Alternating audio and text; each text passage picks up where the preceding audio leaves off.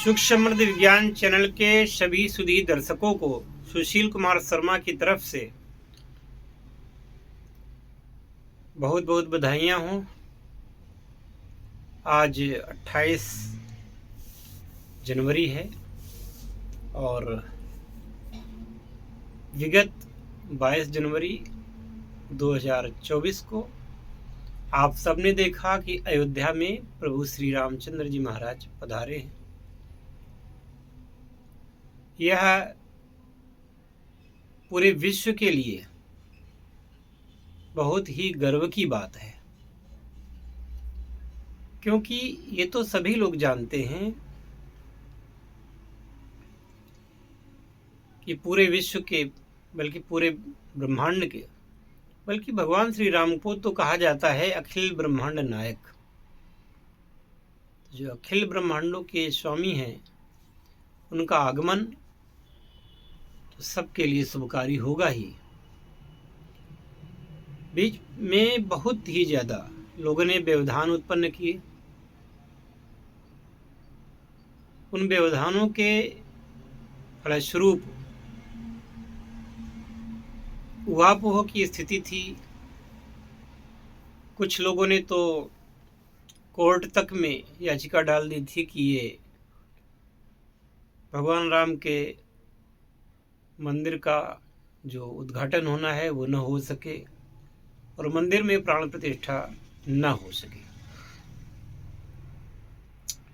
परंतु प्रभु की इच्छा के आगे किसी की नहीं चलती। आखिरकार उन हुतात्माओं को, जिन लोगों ने राम मंदिर के लिए संघर्ष किया, वो आज से नहीं 500 वर्षों से जिन लोगों ने संघर्ष किया था, और 5 लाख की तो गणना बताई जाती है कि 5 लाख लोगों ने अपने प्राण त्यागे हैं भगवान श्री राम के मंदिर का बचाव करने के लिए। परंतु मेरा ये मानना है कि यह संख्या 5 लाख से कहीं अधिक है।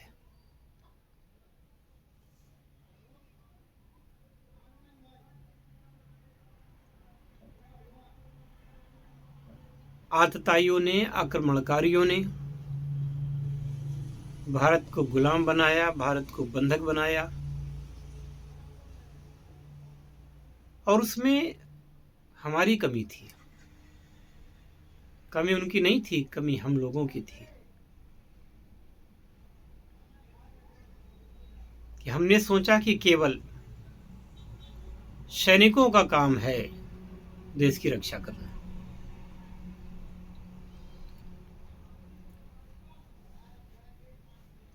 जब देश लूटा जा रहा हो तो केवल सैनिक ही नहीं, बल्कि हर व्यक्ति को देश के लिए लड़ना चाहिए। और जैसे कि अंग्रेजों के शासनकाल में पूरे देश की जनता ने युद्ध लड़ा, अंग्रेजों को भगाने के लिए पूरे देश से आवाज़ें उठी। हर व्यक्ति के मन में उस समय स्वराज्य था। और आज भी भगवान श्री राम का मंदिर बना। अब कुचक्र रचे जा रहे हैं कि भगवान राम का मंदिर तोड़ दिया जाएगा।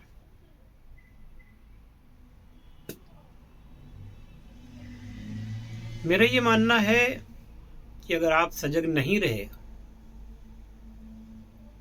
तो उन दुष्टों की जो चालें हैं कामयाब हो सकती हैं।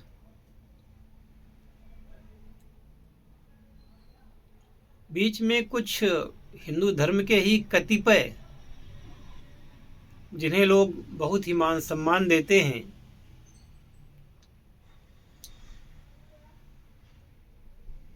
और जो अपने आप को इतना बड़ा मठाधीश मानते हैं कि वो यह कहते हुए नहीं थकते कि हमारा काम तो शासकों पर शासन करना है। ऐसे दुराचारियों, ऐसे पापियों की वजह से ही भारत गुलाम हुआ था। इन्होंने तो कोई कभी हिंदू धर्म के लिए कुछ किया नहीं। मठों में बैठ करके हलवा पूड़ी खाते रहे और ये भ्रम पाले रहे कि हम तो शासकों के शासक हैं। इनमें ना तो वो ज्ञान होता है,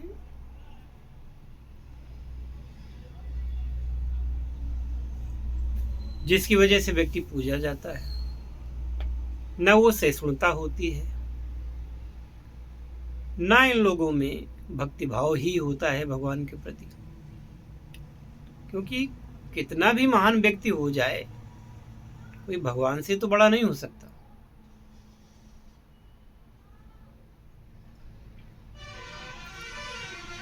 ऐसे दुराचारियों से हिंदू समाज को बचाने की आवश्यकता है। खूब इन लोगों ने कोशिश कर ली कि कैसे भी प्राण प्रतिष्ठा न होने पावे। वो तो कहता था कि अगर देश का प्रधानमंत्री 2 साल बाद भी मोदी प्राण प्रतिष्ठा में आता, मूर्ति को छूता, तो भी मैं विरोध करता। यानी कि उसको विरोध ही करना था। अब सुधी दर्शकगण बताएं मुझे कि भगवान राम जब अयोध्या से निकले, पहला मित्र उनका कौन बना? पहला मित्र निषाद राज गुह। उस काल में निषादों को अछूत समझा जाता था, नीच समझा जाता था, और कमोवेश वैसी ही परिस्थितियां आज भी हैं। तो पहले तो मित्र उनके निषाद राज गुह बने। इसके बाद में जब वो चित्रकूट में रहे, वहां भी आदिवासियों, वनवासियों ने, कोल भीलों ने ही उनकी सेवा शुश्रूषा की। तत्पश्चात जब वो दंडक वन में गए, वहां भी वही आदिवासी लोग उनके सहायक बने, वही उनके भोजन का प्रबंध करते थे, वही उनके लिए जो उनका आवास बनाते थे घास फूस से, और वही लोग उनके पास आते जाते थे। इन 14 वर्षों में भारतवर्ष के किसी राजघराने ने, किसी राजा ने अगर जाकर के भगवान श्री राम का सहयोग किया हो, ऐसा तो कहीं वर्णन मिलता नहीं। अब जब भगवान श्री राम जंगल में थे, उस समय सीता हरण होने के पश्चात, हालांकि ये भी उनकी लीला ही थी, सीता हरण होने के पश्चात भी कोई राजे रजवाड़े उनके समर्थन में नहीं आए, किसी ने उनका समर्थन नहीं किया। अब जो वानर जाति थी, ऋक्ष थे, वानर थे, जिनके बारे में लोग यह कह देते हैं कि ये मैं नहीं कहूँगा, अदृश्य सत्ता रोक रही है कि मैं उनके बारे में कुछ न कहूँ। तो ऋक्ष वानर यदि नहीं होते तो अयोध्या में मंदिर के प्राण प्रतिष्ठा से पहले ऋक्षों का, भालुओं का और गिद्धों का आना क्या साबित करता है? बंदरों को, भालुओं को, गिद्धों को किसने संदेशा दिया, किसने बताया? कुछ लोग यह भी कह देते हैं कि ला करके वहां पे छोड़ दिए गए होंगे। कहने वाले कुछ भी कहते हैं।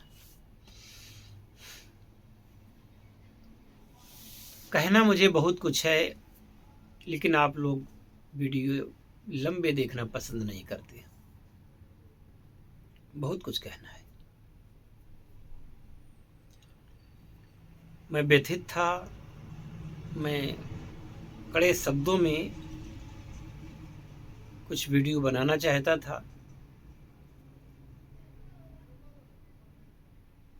लेकिन मैंने अपने आप पर संयम रखा और मैंने ये निश्चय किया कि जब तक प्राण प्रतिष्ठा नहीं हो जाती है तब तक मैं कुछ भी बोलूँगा नहीं। अब जिसको जो कुछ कहना है वो कहता रहे। रामलला विराजमान हो चुके हैं और पूरे विश्व से प्रतिक्रियाएं अच्छी आ रही हैं। भारत ही नहीं, विदेशों में, ईसाई देशों में,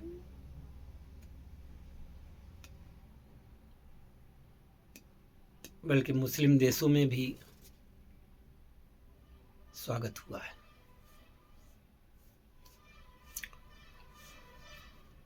संसार के बहुत सारे राष्ट्रों में उस दिन छुट्टी भी रखी गई। उस दिन उत्साहपूर्वक 22 जनवरी को उत्सव भी मनाया गया, रैलियां भी निकली। इससे पता चलता है कि भगवान श्री राम केवल हिंदुओं के ही आराध्य देव नहीं है। अब जिनकी मति मारी गई है उनके लिए मैं कुछ कहना नहीं चाहता। आखिरकार भगवान ने स्वर्ग और नरक दोनों बनाए हैं। जब सब लोग स्वर्ग ही चले जाएंगे तो नरक कौन जाएगा?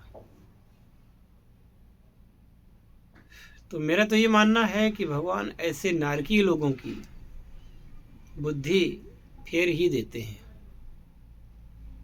जिससे कि वो भगवान की बुराई करते हैं, भगवान के अस्तित्व को नहीं मानते,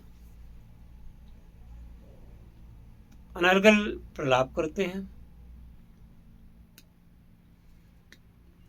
और ऐसे कार्य करते हैं जिनसे कि उनको नरक की प्राप्ति हो।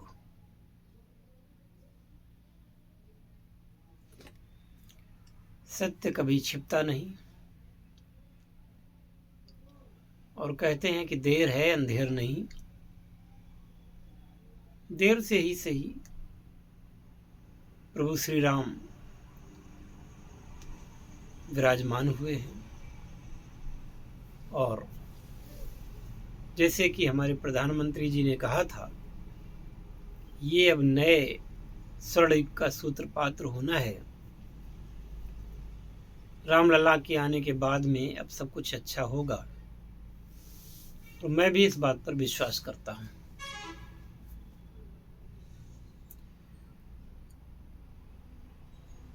आपकी किसी पार्टी से उनसे उनका विरोध हो सकता है, मतभेद हो सकता है, लेकिन उसके पीछे किसी धर्म को और सीधे भगवान को चुनौती दे देना, ये तो मेरी समझ में नहीं आता। धन्य है वो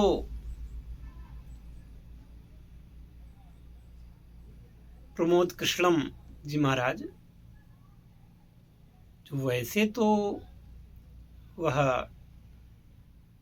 सरकार के विरोधी हैं, लेकिन उनमें ये साहस है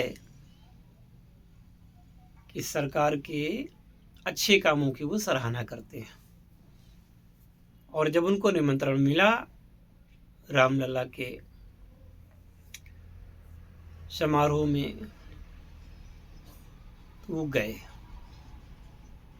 और वो जिस दल में हैं उसने मना कर दिया था, तो बड़ा वो दुखी हुए और उन्होंने कहा भी कि दिल टूट गया। और ये सब होते हुए भी राम लला के दर्शन करने के बाद वहाँ से लौटे, समारोह में शामिल होने के बाद लौटे, तो वो कोई उस सत्तारूढ़ दल में नहीं चले गए।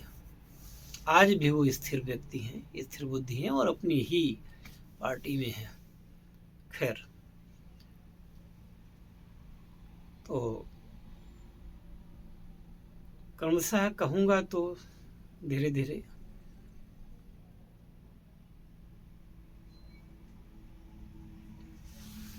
और आपसे यही निवेदन है, यही अनुरोध है कि